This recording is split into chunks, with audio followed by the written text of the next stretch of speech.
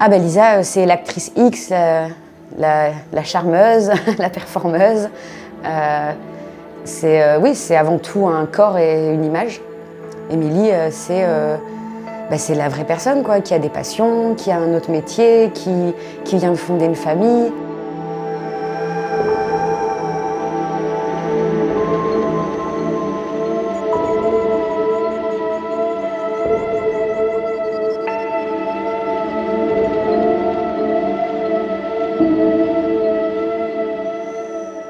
J'ai appris dans le temps à privilégier ma vie personnelle, là où avant, pas du tout. Émilie avait disparu pendant très longtemps, étouffée, cachée. Je voulais réussir professionnellement et j'ai cru que m'en donner les moyens, c'était de faire disparaître Émilie.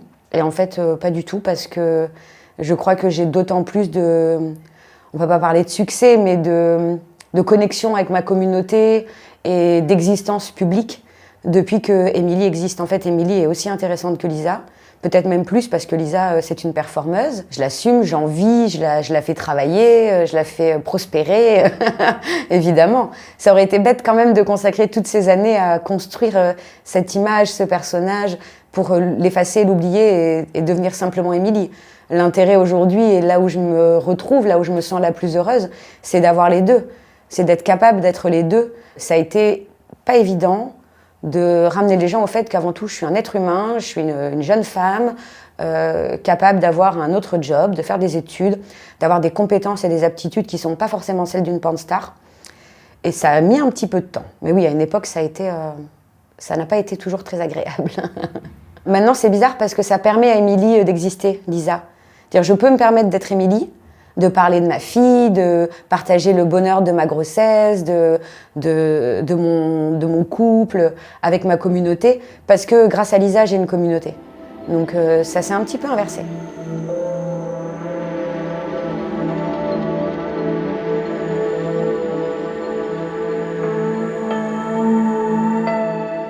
J'avais 19 ans. J'avais pas associé la sexualité au plaisir, au désir, à la complicité, au couple.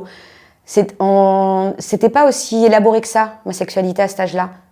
C'était une sexualité de toute jeune fille, quoi. J'ai commencé sans me rendre compte de ce que je faisais, à une époque où les films c'était dans les sex shops ou sur Canal+. Donc j'en avais jamais vu. J'avais une totale inexpérience. J'avais eu un seul partenaire. Donc c'était ni réfléchi ni calculé. Je me suis pas vraiment rendu compte que je faisais du porno. La première fois, j'ai vécu une expérience, c'était chouette.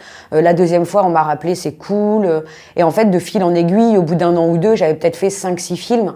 Le fait de m'expatrier, Lisa a pu exister, j'ai pu l'assumer. Et c'est là qu'Émilie a vraiment disparu. Tout le monde m'appelait Lisa. Tout le monde, quoi. J'avais pas d'amis qui m'appelaient Émilie. C'était Lisa, Lisa, Lisa, à part ma mère et mon père, quoi. Quand je me faisais une amie ou un ami, ou quand j'allais à une soirée, ou quand je me présentais quelque part, qu'on me considère comme étant uniquement Lisa et incapable de faire autre chose, je l'ai très mal vécu. Je trouvais ça très réducteur.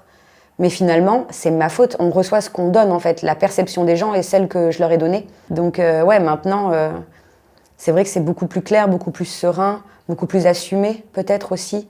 Je pense qu'arrive un moment où, en fait, je m'en fous, ça fait partie de moi. J'ai tellement été Lisa que c'est une partie de moi. J'assume ma sexualité. J'assume de vouloir passer un moment coquin, sexy, et de partager ça à la caméra, et de faire une scène où je montre que je suis là parce que j'avais envie de m'éclater avec ce ou cette partenaire.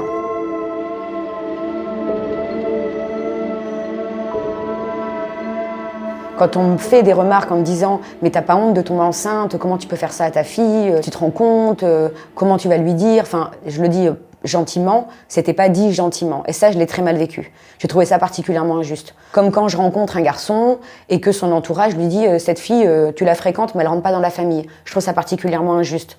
En fait, j'ai le droit et d'être maman, et de aussi faire mes erreurs de maman. Je vais probablement pas être une maman parfaite, mais je ferai de mon mieux, comme toutes les mamans, qu'elles soient actrices, travailleuses du sexe ou autres. Et j'ai le droit aussi d'être amoureuse, comme toutes les femmes. Et je pense que quand on m'interdit ce genre de choses qui sont essentielles et élémentaires, ça, je le vis mal. Parce que, quelque part, on interdit à ma fille de faire ses expériences, on lui interdit de découvrir le monde avec ses propres yeux, on décide directement qu'elle sera malheureuse, on décide directement que sa vie va être un enfer, et ça, je suis pas d'accord. Je trouve ça injuste et très dur. Très dur. Mais je tiens bon parce que ça m'empêche pas de publier ma joie d'être maman, de partager des moments d'amour et de tendresse qui me tiennent à cœur. J'assume et surtout, je ne m'interdirai rien. Ça, c'est fini. J'ai pas de mal à assumer ce que je suis. Si les gens fuient, les gens fuient. Mais de manière générale, aujourd'hui, les gens sont beaucoup plus ouverts d'esprit qu'ils ne l'étaient il y a encore 10 ou 15 ans. Il y a eu une évolution aussi dans les mentalités qui fait que, pour moi, c'est beaucoup plus facile. Je m'inquiète plus, quelque part, de savoir ce qu'on pense de moi.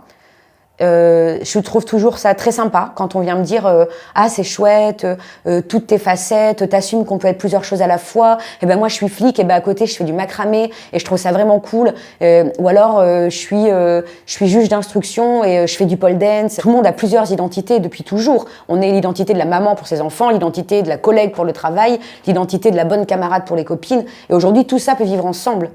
Les choses ont vraiment évolué. Du moment que j'ai eu Instagram, j'ai fait exister Émilie, j'ai donné la parole à Émilie et j'ai plus eu besoin en fait de me défendre. Parce que je suis passée de l'actrice X qui fait aide-soignante à la femme, l'image de la femme un peu plus solide, qui cumule les mandats, qui assume, qui le vit bien, qui a le sourire, qui partage ses doutes, qui partage ses envies d'études, de connaître, de business, d'amour, de tristesse. Je me suis humanisée aux yeux des gens.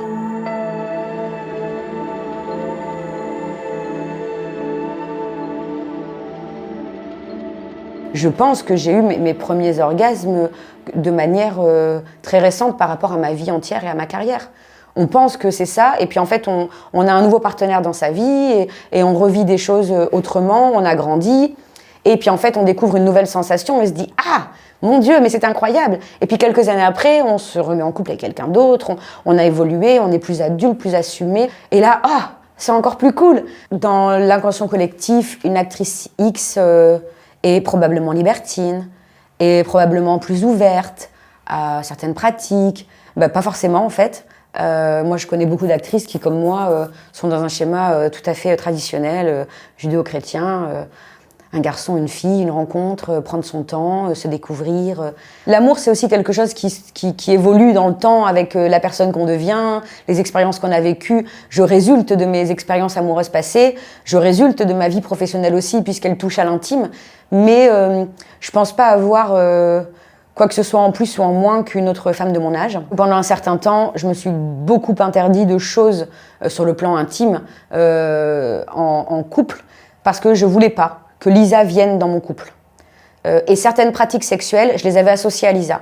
Ça fait pas longtemps que je me rends compte que la sexualité dans les films peut être la sexualité de la maison. Parce que moi, ma vie sexuelle, elle a été bouleversée par le porno. Peut-être que si j'avais pas fait de X, plus tôt j'aurais fait ce genre d'expérience chez moi, je me serais autorisée à vivre des choses avec mes partenaires de vie privée, comme toute jeune femme qui n'a jamais fait de X.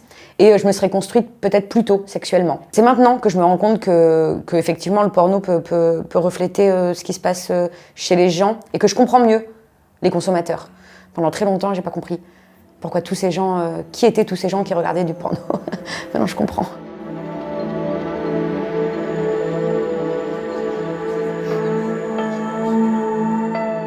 Dans tous mes plans de carrière, qu'ils soient dans le médical ou même dans le X, j'arrivais pas à caser un enfant, j'ai jamais su à quel moment, dans quel contexte, et j'ai pas eu de relation amoureuse qui s'y prêtait aussi, donc j'avais pas calculé ça.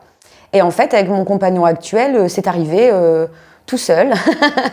Voilà, le bonheur nous est tombé dessus, donc on s'est dit, voilà, c'est un cadeau, prenons-le, choyons-le, chouchoutons-le, ce petit cadeau, et notre fille est arrivée, avec beaucoup de bonheur. L'élan, il est dans continuer d'apprendre à se connaître, continuer de vivre comme on a envie de vivre, en fait.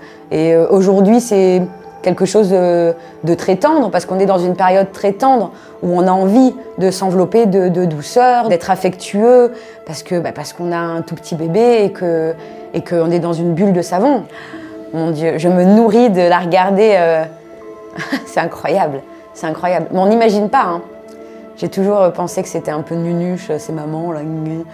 Je comprenais pas trop cette relation, forcément. En fait, je me demande comment j'ai fait sans. Je me demande comment j'ai fait sans. Elle est parfaite.